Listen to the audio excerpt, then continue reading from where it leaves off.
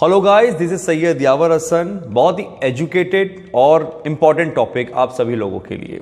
जब भी आप जिम जाते हैं आपके दिमाग में एक चीज जरूर आती है, कौन सा सप्लीमेंट गेनर ले लें जिससे मसल मास बढ़ जाए, कौन सा ऐसा फैट बर्नर ले लें जिससे आपका फैट ड्रॉप हो जाए, और कौन से ऐसी एडवांस वर्कआउट एक्सरसाइज कर लें जिससे बॉडी जल्दी बन जाए। और ये सब करने के बाद एक्सपेक्टेड जो रिजल्ट्स होते हैं वो नहीं मिलते। होता क्या है, सिर्फ जेब खाली होती है। ऐसा क्यों होता है, क्या इसका रीजन? ये वीडियो पूरी देखना, एक एक क्वेश्चन के आंसर मिलेंगे आपको। सबसे बड़ी प्रॉब्लम कहां पर है? प्रॉब्लम है कि हमने इस फिटनेस इंडस्ट्री को कॉम्प्लिकेटेड कर दिया और ये कॉम्प्लिकेटेड होती जा रही है। सो जो बेसिक साइंस थी फिटनेस के पीछे वो खोती जा रही है। हम लोग एडवांस और एडवांस होते जा रहे हैं और रिजल्ट्स हमारे कम होते जा रहे हैं। मैं आपको इस वीडियो स्टार्ट करने से पहले एक चीज बता दूं, मैं किसी भी sports person, body builders, competitors की बात नहीं कर रहा हूं। वो उनकी नीड है, वो ड्रग्स, स्टेरॉइड्स या जो भी लेते हैं। मैं यहां पे बात करूं आपकी, हमारी, जिनका गोल है फिट रहना, एक अच्छी फिजिक बनाना, लेकिन उनको रिजल्ट्स क्यों नहीं मिलते हैं? क्योंकि आप लोग बेसिक्स पे नहीं जा रहे, एडवांस पे जा रहे हैं। समझते हैं इसको। यहां बात करता हूं फिटनेस के 3 पार्ट्स की, 3 हिस्सों की। पहला आपका रेस्ट, दूसरा आपकी डाइट, तीसरा आपकी एक्सरसाइज। अब मैं यहां बात नहीं करने वाला कि कौन सी बेस्ट एक्सरसाइज है, कौन सी बेस्ट डाइट है। हम यहां पर इन सब के पीछे एक बेसिक साइंस को समझेंगे।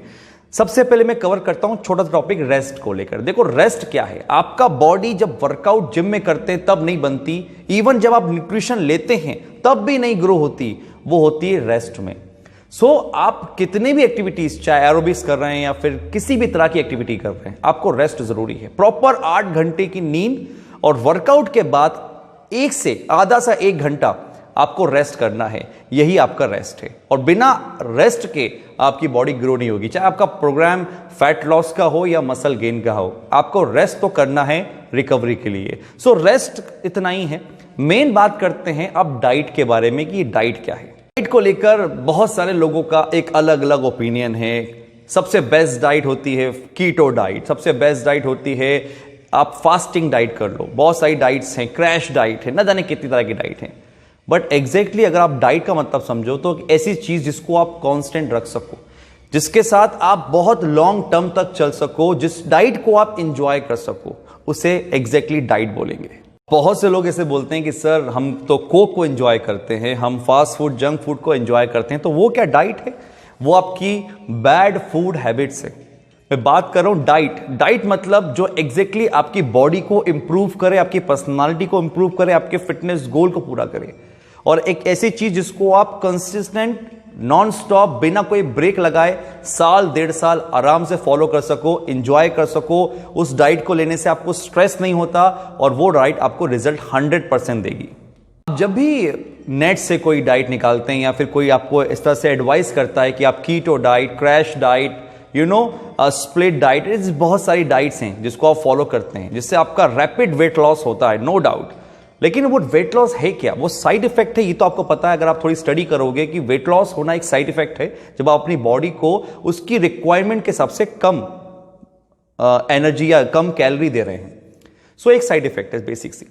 लेकिन क्या इस चीज को आप कंटिन्यू कर पाते हैं? 1 महीना, 2 महीना, 3 महीने, 5 महीने, उसके बाद होता क्या है? आपको इरिटेशन आती है, आप लथार्जिक फील करते हो थ्रू आउट द डे और आपका मन नहीं लगता काम में और आप उस डाइट को छोड़ देते हो। उसके बाद फिर आपका वेट गेन होता है और जितना पहले था उससे भी कई गुना ज्यादा। 10%, 5% लोग होंगे जो शायद इस चीज को मेंटेन कर लेते हैं, लेकिन 95% लोग डाइट छोड़ देते हैं। आपके साथ भी ऐसा हुआ होगा। डाइट किस तरीके रखें? जितनी सिंपल रखें उतना अच्छा।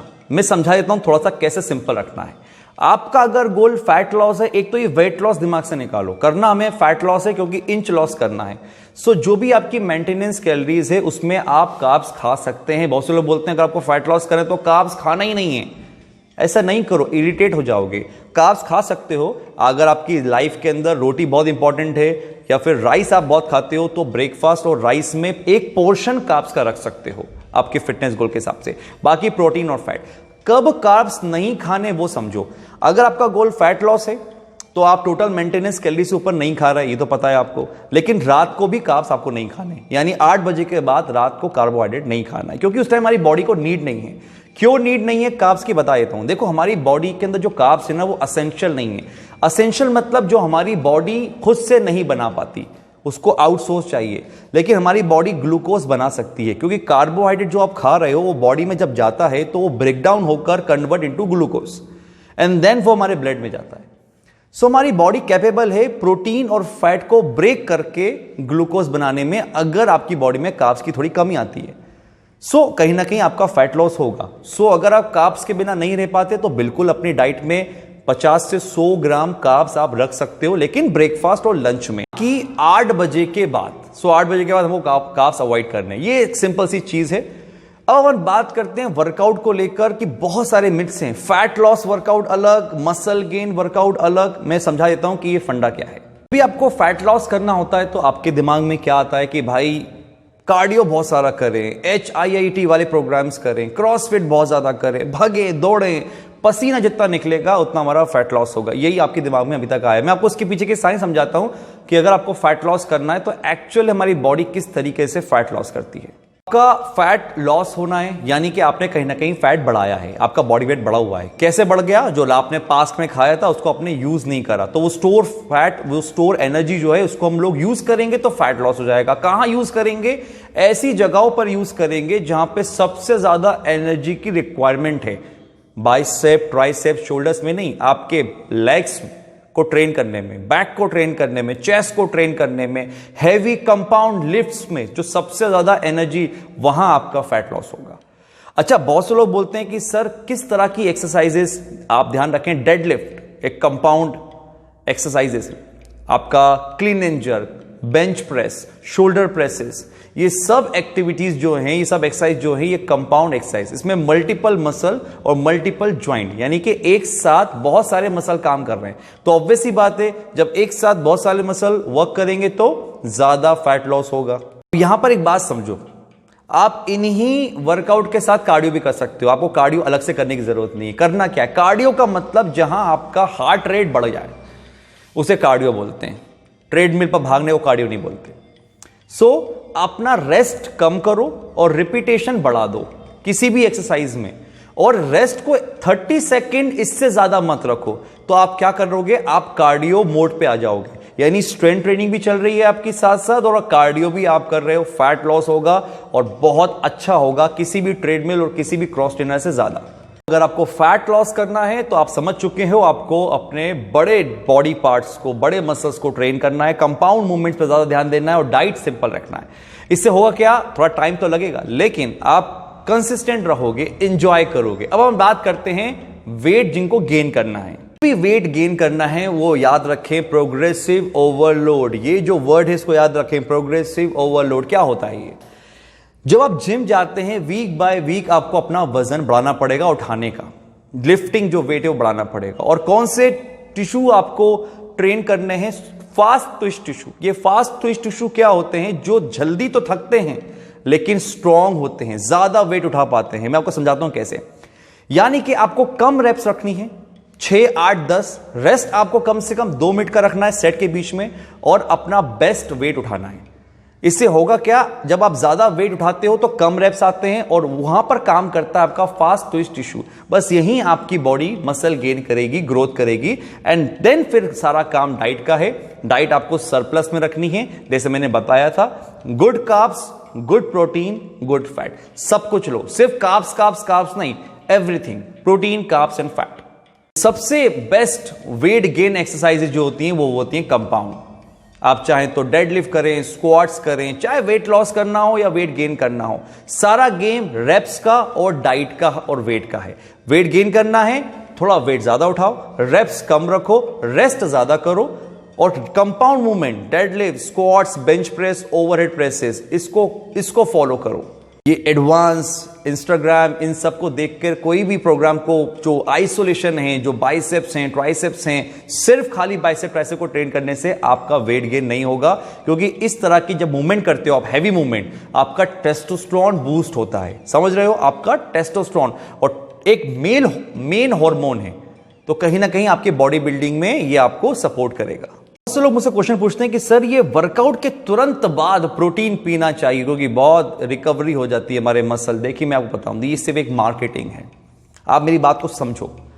आपकी कोई रिसर्च नहीं है कि तुरंत बॉडी को प्रोटीन की नीड है आफ्टर वर्कआउट। बॉडी को किस चीज की नीड है आफ्टर वर्कआउट? ग्लाइकोजन, क्योंकि आपकी बॉडी डिप्लीट कर रही ग्लाइकोजन को। ग्लूकोज समझो, मैं आपको सिंपल भाषा में समझाने की कोशिश करता हूं। आपकी बॉडी में से क्या रिलीज हुआ है? एनर्जी, ग्लूकोज, शुगर बर्न हुई आपकी बॉडी की। अगर आप फैट लॉस कर रहे हैं सो तुरंत बाद आपको सिर्फ पानी पीना है ताकि बॉडी में जो डिप्लीट हुए हो आप ग्लाइकोजन है, हमारी बॉडी किसी भी चीज से ग्लूकोज बना सकती है, तो पानी पीना है आपको और कुछ नहीं करना है। प्रोटीन आप नेचुरल सोर्स से लेंगे तो ज्यादा बेटर है, चाहे वो एग्स, चाहे वो पनीर, इन एनी फॉर्म। दूसरी चीज, जो लोग वेट गेन कर रहे हैं उनके लिए भी प्रोटीन आफ्टर वर्कआउट जरूरी नहीं है, उनके लिए सबसे जरूरी है ग्लूकोज।